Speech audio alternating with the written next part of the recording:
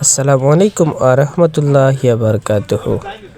নারায়ে তাকবীর, আল্লাহু আকবার এই ধ্বনি নিয়ে জামাতে ইসলাম তাদের কার্যক্রম চালিয়ে যাচ্ছে। জয়পুরহাট সদর ১ আসনে যে জামাত প্রার্থী তার প্রচার প্রচারণা চলতেছে। জয়পুরহাটে মোটামুটি ৩ জন হেভিওয়েট প্রার্থী রয়েছে।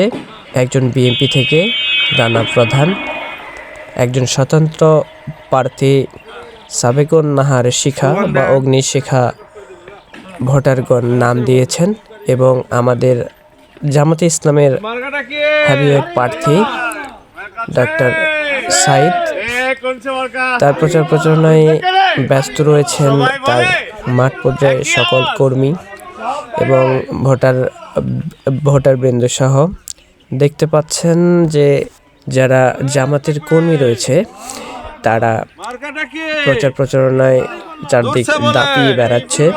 তারা মহল্লা থেকে মহল্লা, পাড়া থেকে পাড়া, গ্রাম থেকে গ্রাম, শহর থেকে শহর, যতগুলো ইউনিয়ন রয়েছে সব জায়গাতেই তারা ভোট চাইতে ছুটে বেড়াচ্ছে, দাপিয়ে বেড়াচ্ছে, এবং প্রতিটা ভোটারকে তারা উৎসাহিত করতেছে হ্যাঁ ভোটের জন্য। হ্যাঁ ভোট দিলে কি হবে এবং জনগণ কি পাবে এই নির্বাচন থেকে, সবকিছু নিয়েই এক প্রকার ছুটে বেড়া বাংলাদেশ জামাতে ইসলামী। তারা প্রত্যেকটা ভোটারের কাছে যাচ্ছে এবং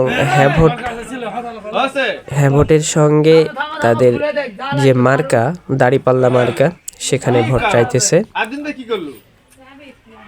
তো আজকের প্রচার প্রচারণার একটা অংশ তুলে ধরার চেষ্টা করলাম এতক্ষণ পর্যন্ত। আসসালামু আলাইকুম।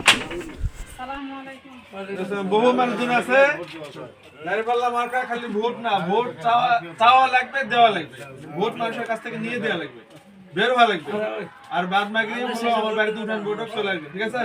হ্যাঁ, সালাম আলাইকুম।